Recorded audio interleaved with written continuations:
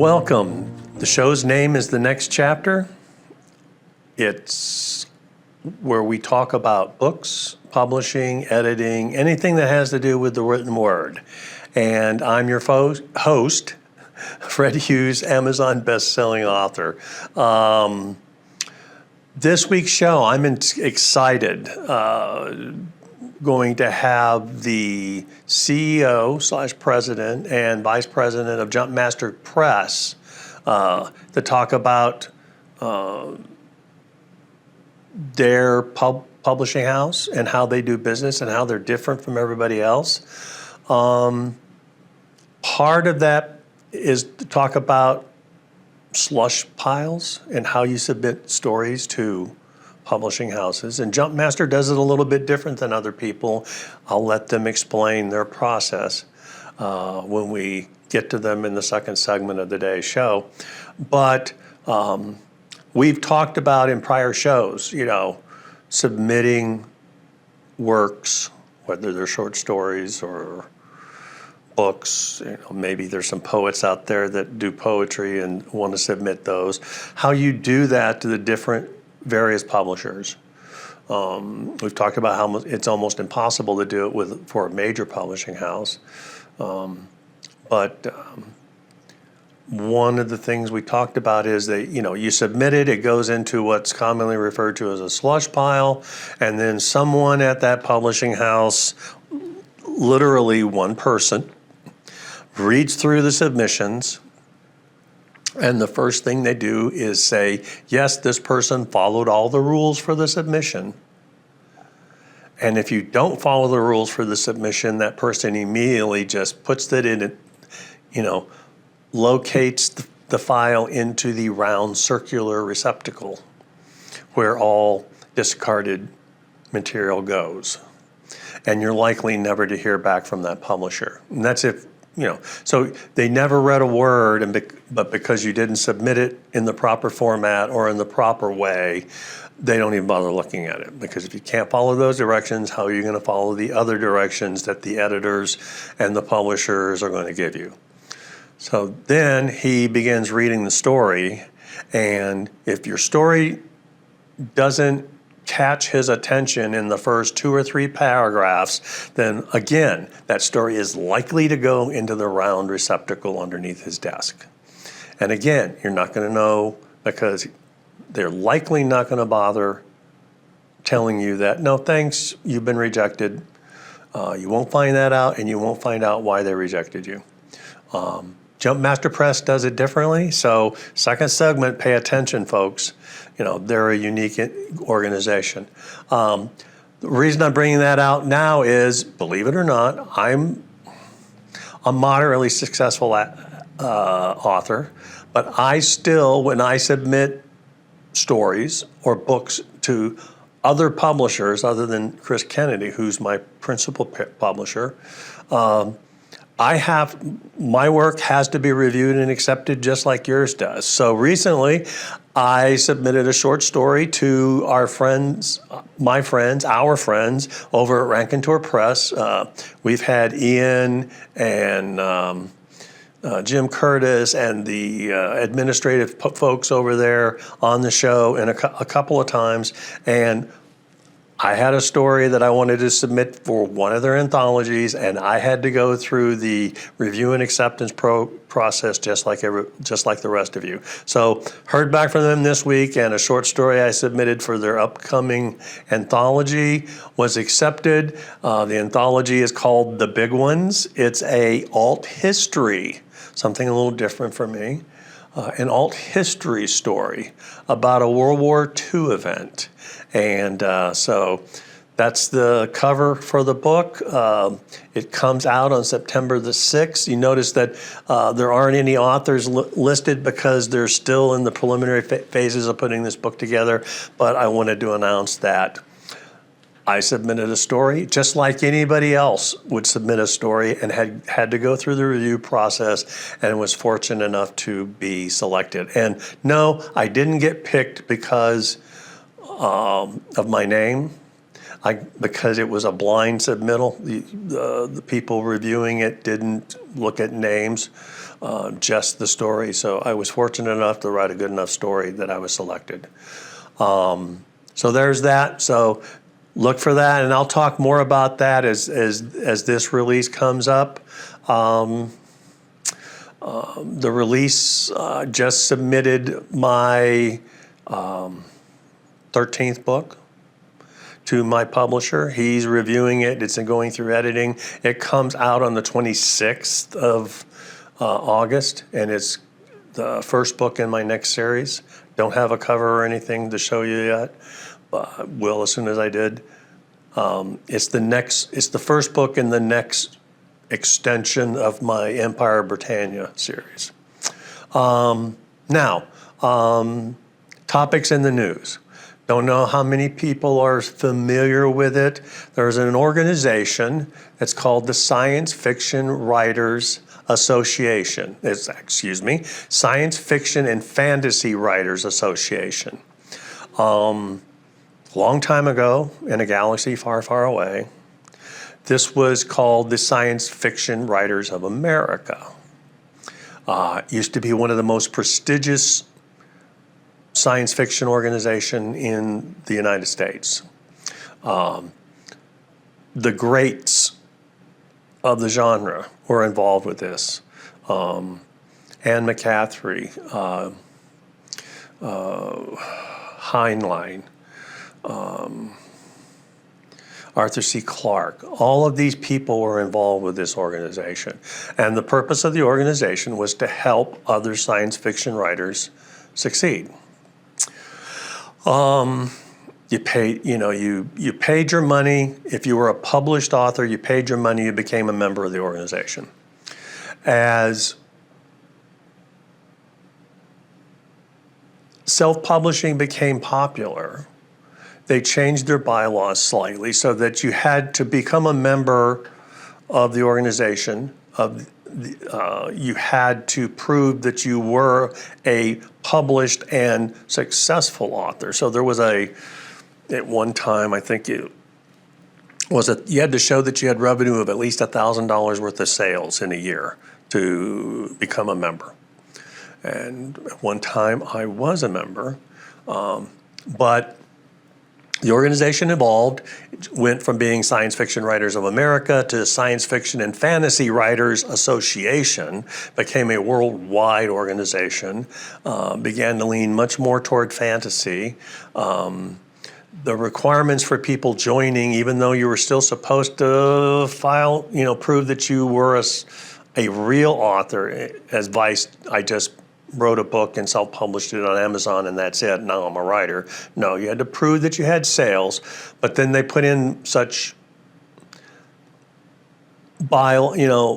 little caveats in the charter of the organization that the committee reviewing applicants was free to accept applications from anyone they deem fit. So suddenly the organization became filled with a lot of, I'm going to call them wannabe writers. And they took control of the organization, and unfortunately the SWA has hit hard times. Why am I talking about this now? Well, the president of the association recently suddenly resigned her permission as president of the SWA, resigned her permission as being one of the board members of the SWA, and there is the whiff of money issues involved. Money spent incorrectly, money not accounted for, money spent pursuing certain agendas which shall remain nameless. But long ago, most of the established science fiction writers in the United States have long since quit the group, and now it represents literally only the politically correct people who write science fiction or fantasy. So anyway, Hefe Kennedy, who was the president, resigned. It involved a lawsuit that she put the FWA's support behind. And when I mean support behind, in the tune of $100,000 to support an author's claim of slander against some online publication. That lawsuit was thrown out by a federal judge, and so the money is gone, and SWA is out $100,000 for supporting a questionable lawsuit in court, and she couldn't stand the scrutiny. Anyway, enough about the SWA and author news. Right after the break, we're going to talk to the folks at JumpMasterPress. I'm Fred Hughes, and this is the next chapter.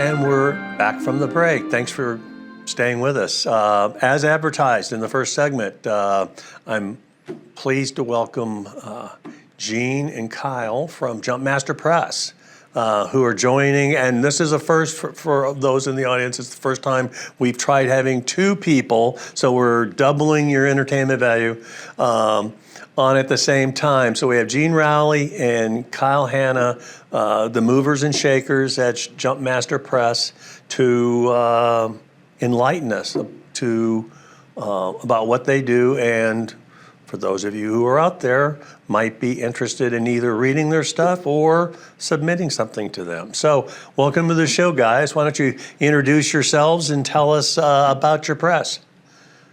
Thank you for having us on today, Fred. I'm Gene Rowley. I'm the president of JumpMasterPress, and I've been writing a little less than Kyle. He'll tell you he's got many, many books on the table. And we love what we do as publishers. We love meeting authors. We love meeting readers. We travel around the country and meet everybody. And I'm really looking forward to this interview. Thanks for having us on today. Pleasure. And I'm Kyle Hanna. I'm the vice president and editor-in-chief for JumpMasterPress. I do have a few more books than Gene, but it's not a competition. It's a competition. And to reiterate what he said, we love what we do. We love taking care of our authors, and it's so much fun to go out, sell books, meet people, and see the smile on their face when they come back and go, "I loved your book." So, as I was talking to Stephanie before we were getting ready, and I was recounting how I sort of met the two of you at the last LibertyCon, when, just like most cons, I butted into a conversation that the two of you were having with a mutual friend of ours, Bill Webb, who's also been on the show before, and talking about, and basically is talking about one of my favorite subjects and also one of Bill's, which was marketing, and because that's what all of us do, whether you're an author or in your case a publisher, is how to sell more books, how to get more people, and that's all about getting more people to know who you are, branding. So let's talk. I guess we can move on to the process of JumpMasterPress. How do you find your authors? How do people write for you? And what things do you do as a press? I'm going to go back to the marketing. I'm going to answer the marketing question first, because I know there was a marketing question in there, and that's where we tell our students and our authors all the time, if you want to be a successful writer, you have to be a successful marketer. And JumpMasterPress basically took that to the next level, where we created our own traveling bookstore. We travel all around the country, and everything we do is by design to meet the reader where they are. And that's a very important aspect of being a writer. A lot of us think we write our first book and sign, where's my big giant check and I can buy a beach house and retire. And the reality is we have to take our work and meet the reader at their level. So your local bookstores, your local libraries, your local pop culture conventions, reading groups, book clubs, on online social media, you have to be very, very targeted on where you meet the reader. And that's just for every author listening. Figure out who your reader is and then go where they are. And sorry to interrupt you, Kyle. No, no, no. No, it's fine. But I was Go going ahead, to say, go ahead. go ahead. Go ahead, No, Gene. it's your show. Oh, no, no. But I was going to say, and you guys are going to be in Shreveport this coming weekend, right? Doing that. Right. Yep. Yep. And Lubbock. Yeah, we travel all over the country. We've gone as far west this year as New Mexico, as far north as Massachusetts, and the next 2 weeks will find us in Louisiana and Texas. So, Going in as Gene Texas. said, we go where the readers are. Where you And then guys getting back to your question about the process, about how we find our authors. Normally throughout the year, when we started out, it was find every great book we could find and publish it as fast as possible. And we still are looking for those diamonds in the rough. We're looking for the needles in the haystack. And we only do it now, though, during August. The rest of the year, we work with agents and we take in agented submissions, or we have subsequent books from our currently signed authors. During the month of August, for the next 2 weeks, you can send us whatever you want. And just go to the website and sign up, put it out there, and it will come in and it will go to our selection committee. And I'll let Kyle talk about the selection committee. From here on. I know a lot of companies, they'll have someone lording over the slush pile, and they're the first and final arbiter of what gets sent on. We do it a little differently. We have a selection committee of 5 people, and they all independently grade the submissions. And generally, not always, but generally they fall into one of 2 categories. Either they score high enough that we'll go ahead and take a hard look at them for publication, probably request the full manuscript, that kind of thing. The others get a revision letter telling them what we see in their writing that we, just us, think they could improve on. Now, that doesn't necessarily mean another publisher wouldn't like it, but to publish with us, we have our own standards. And so we'll actually do what I call a quick edit. We'll edit the first couple of pages of their submission to give them feedback so that they know exactly what we would look for if they want to publish with us. And then they get about 6 months to review their writing, rewrite if they desire. And then come February, I'll get another handful of submissions from the August revisions. Yeah, which is different because most publishers don't send that feedback. They're just going to get a note that says, hey, thank you, we're not interested. It doesn't fit our publishing company. JumpMasterPress takes the time to send it to an editor to give them a little bit of feedback. And like Kyle said, it's not a rejection letter outright. Typically, our authors that submit will get that revision letter, and the ones that put that work back into their product, that manuscript, they're free to send it back to us several months later after they've made those changes, and we'll take another look at it. So realistically, this process for bringing in new authors starts in August, but it doesn't end until February. From last year, I can tell you we signed one. February rolled around and we signed a second, and there is still one young lady who's in her final revision. I've been working with her for over a year now. She has not given up. Her writing has improved every time she sent me something. So now she's going through the entire manuscript, and we'll see what happens. Was it, and I'm going to speak specifically about her. Was it her character or her storyline that intrigued you, and she just needed help in her wordsmithing? Or was it something else? The wordsmithing. What we find mostly is for and I'm going to say this not to be derogatory, but novice writers. Yeah, we all made the same mistakes with our first book. It's the show, don't tell. They tell the story instead of showing the reader what's going on and involving the reader. And they use a lot of passive voice instead of active voice. So those are the 2 main things that when we see a manuscript from a new or rookie writer, that's what we see mostly. So we give them the details on how to spot it, how to fix it. When we come back from the break, we're going to talk more about submitting books. See you soon.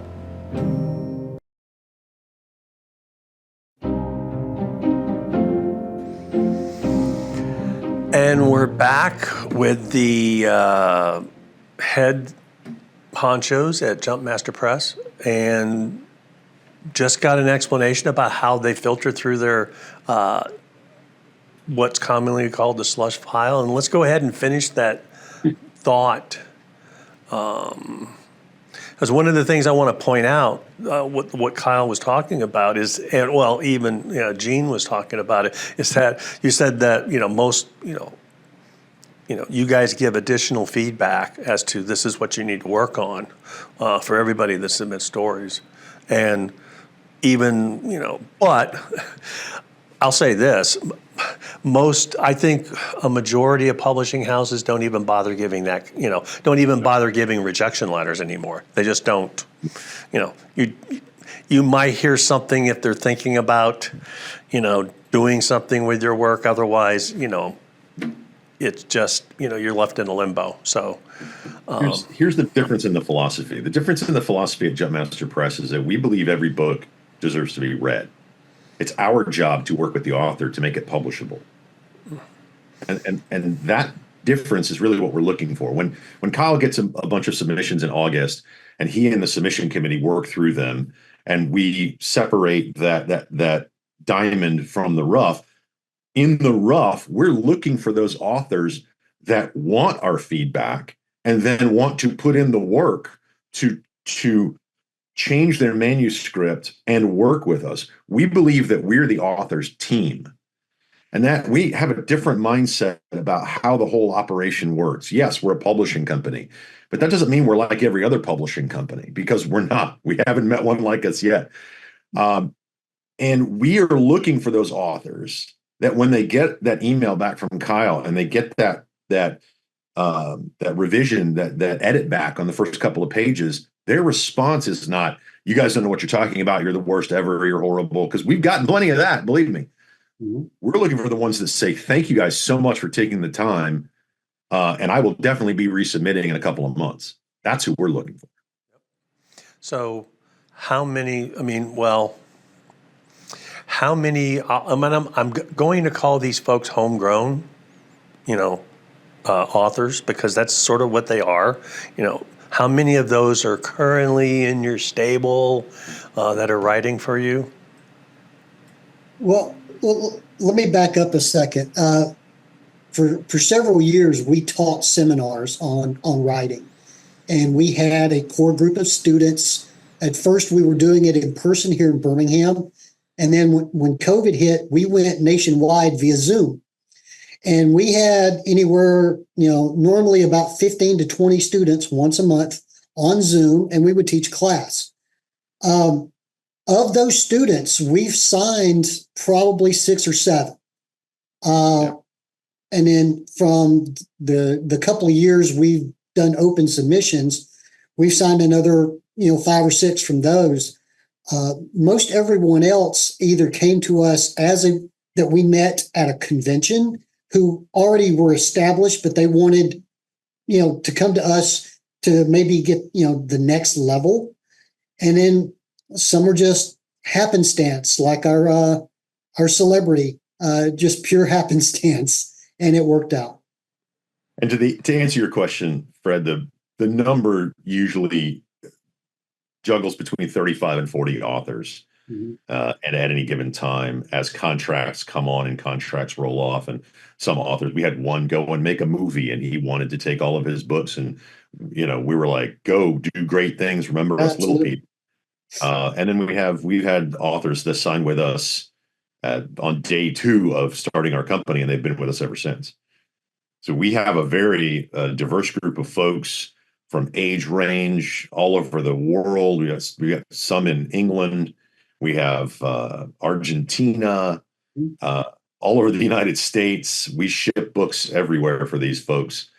And everybody brings a little bit, something new to JumpMasterPress, and we talk about our company as a family, and you're joining the JumpMasterPress family. And it's funny, but I really want you to talk to one of our authors or several of our authors, because Kyle and I could sit here and tell you how great our company is for hours and hours on end. But I will when very you go to the likely convention take you up on and you meet that. them, they're gonna say, guys, So reputation is everything in business. So expect for me to reach out to one of you two to solicit one of your author or more to be on the show and talk about their specific stuff, because I love talking author stuff. So just drop me an email and I will send it out, and you'll get flooded with acceptances. Okay. Yeah.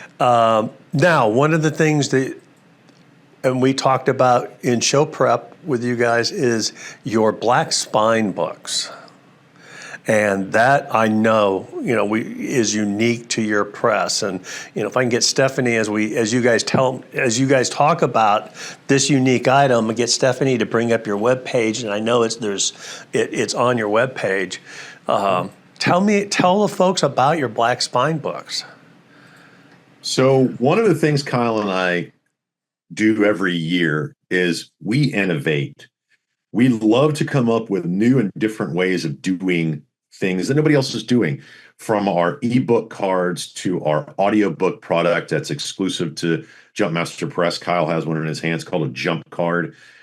The black spine books were something that we decided to do. I grew up, my father was an English professor, and I love reading the classics. He forced me to read the classics. So when we go to these conventions, we talk to people, they say, I want my kids reading everything, all the classics that we grew up on. A Journey to the Center of the Earth, The War of the Worlds, Princess of Mars, Mark Twain, all of those books. And as you can see on the screen, what we've done is we have the great classics, but we print them on black paper that we source from Italy. And we have a special print process that actually embosses the white text on the paper. So you can actually, if you run your finger down the page, you actually feel the lettering on every page. We put it in a hardback edition only, and they are very, very exclusive. And we haven't found anybody else doing them except us. And so far, we've launched our Gothic horror collection of Dracula, Frankenstein, and the Picture of Dorian Gray. We also launched last year the 5-book collection of the works of Edgar Allan Poe in a decorative boxed set. And then, as you see Kickstarter scrolling by coming up, it's launched right now in pre-sale, but on September 3rd, we're launching our Kickstarter for 6 new black spine books, which are Journey to the Center of the Earth, War of the Worlds by H.G. Wells, and A Princess of Mars, Edgar Rice Burroughs, and then a 2-book collection of the best of H.P. Lovecraft. And we have a little surprise for those of you that join the Kickstarter and want to. This is our Build Your Collection Kickstarter. Next year, we are launching 1 new black spine book per month that go in these collections. We're going to do another Jules Verne, 20,000 Leagues Under the Sea. We're going to do more of the Edgar Rice Burroughs, potentially more in the Barsoom books, or also Tarzan, H.G. Wells, Mark Twain. I love Call of the Wild. I'm a huge Jack London fan. Nobody watching this is probably a big Jack London fan, but they know Call of the Wild. So I had to twist Kyle's arm to let me get a Jack London in there.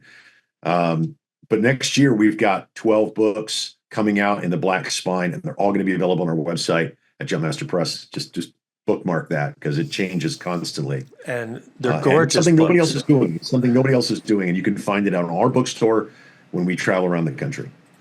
So, and they're gorgeous looking books, and you got me convinced. I'll probably be looking your Kickstarter up here as soon as we get done. And for me, they would be, and we talked about this, they would be more for show, for putting up on my mantle or on my big entertainment center, and having them racked out there so that when people walk into my living room, they'll immediately see these gorgeous looking books. And I just made a change. We just changed all the spines from the previously released books. to align with all the new books we have coming out, so that when you do get them on your mantle, all the spines will line up, the same graphics will be, so it's going to look like one big collection, one big set. No matter what books you get, they're going to be in that black spine collection. So more to come, and you're going to have some of these in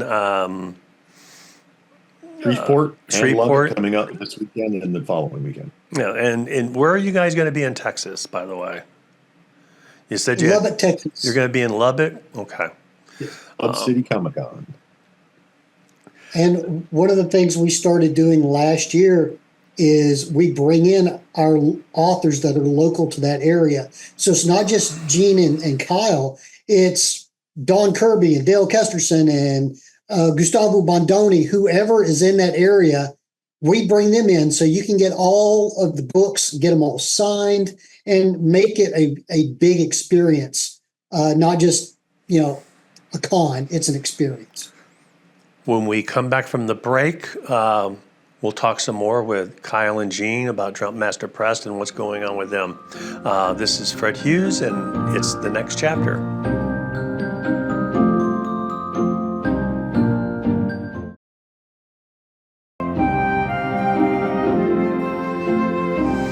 And we're back with Gene and Kyle from JumpMasterPress, and we've talked a lot about the press and about what you guys got coming up.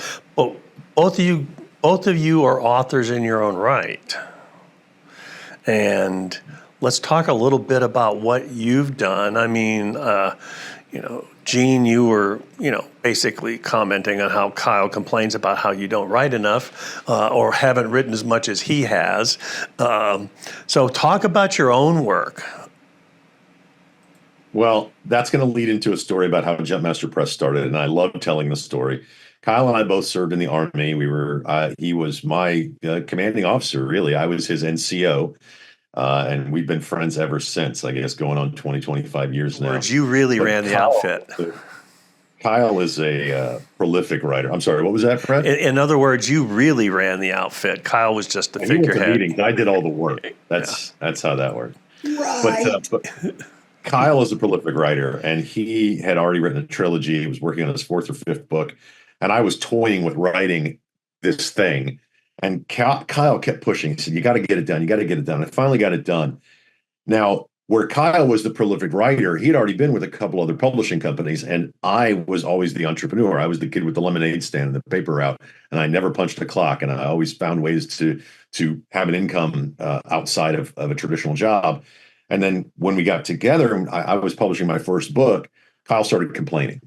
Kyle was complaining because his other publishers didn't treat him well, and I don't want to steal any of his thunder, but that's really what launched JumpMasterPress. I went to him and said, "Why don't we do our own thing? Make me a list of all the bad things your publisher does, and we're not going to do any of them." And that's how JumpMasterPress started. And I'm jealous of Kyle because he writes a lot faster than I do. I never learned to type. So I write very slowly and methodically because I'm a plotter.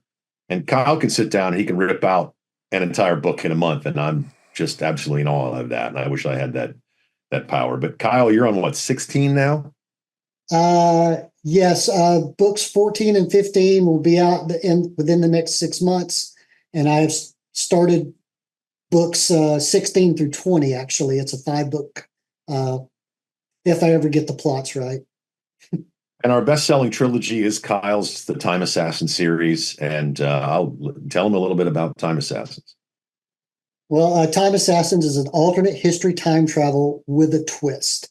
So most alternate history books will bring you to a point and say, what if? So I reversed it.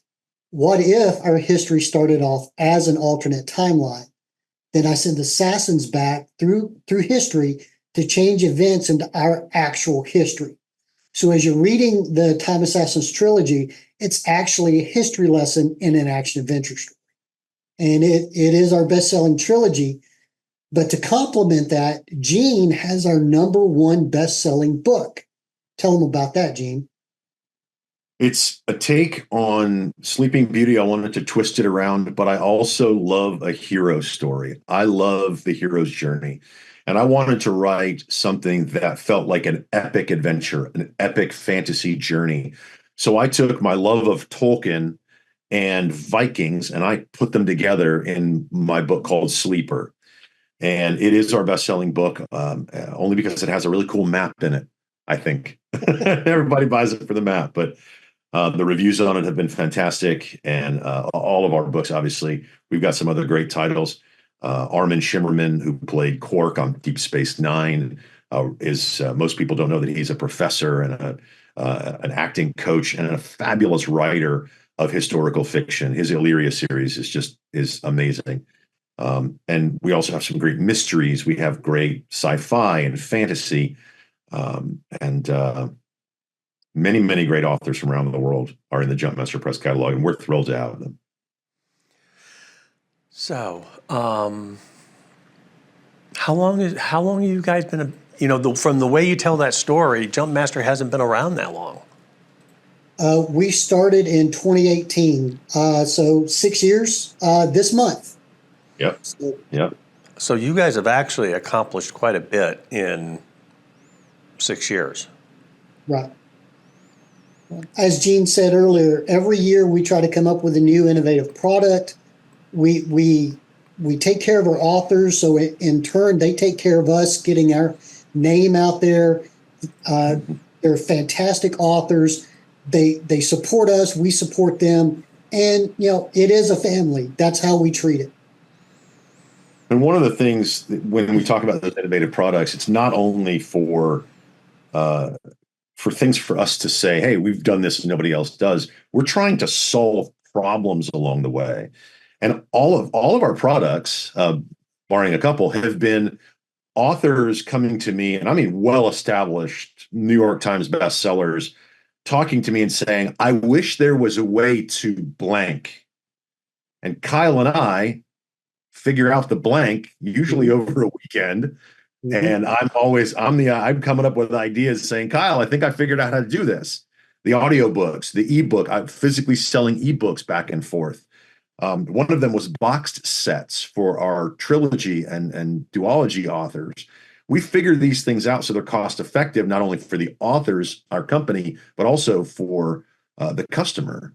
So we offer things that others don't. I don't know another publisher company that has a mobile bookstore that we take around the country, or can offer boxed sets, or we set up a bookstore. Come and see us at a convention, and you'll really kind of see. You'll be like, well, that doesn't look like any other author table I've ever seen. Right. Because that's not what we do. We literally set up a bookstore and invite people into the bookstore in the middle of an arena to come and browse our books. There may be a picture of one on the bottom of the homepage. If you go to events, you'll see all of our smiling faces, upcoming events. Sorry, down at the bottom. Those are upcoming events for 2024 on the homepage, all the way at the bottom. Yeah. There's a little picture rotator down at the bottom, and you'll be able to see what the bookstore looks like. Hey, look at that guy. Yeah. But we set up. There it is. Normally, we set up a 10 by 20. Our big bookstore is 20 by 20. We have bookshelves. We've actually done aisles where people come into the bookstore and browse, and it's just a different feel. We're not setting up a table and handing out bookmarks and with a bowl of candy. We're actually inviting people to come into the bookstore. And when they're surrounded by games and toys and cosplay, and there's Armin, and they see a bookstore, they're drawn right to it because everybody loves the bookstore. And we laugh and joke and tell them that, all of our books are free to smell, because that's the thing you do in the bookstore, right? We have a big trailer that we take all over the country with our bookstore in it. So if you see the big JumpMasterPress trailer going down the road, give us a honk and wait for us. Thanks, both of you, for being on the show. I'm going to come out and see you, and I encourage all the fans to. Thanks for watching this week. I'm Fred Hughes. Come back next week and visit me on the next chapter.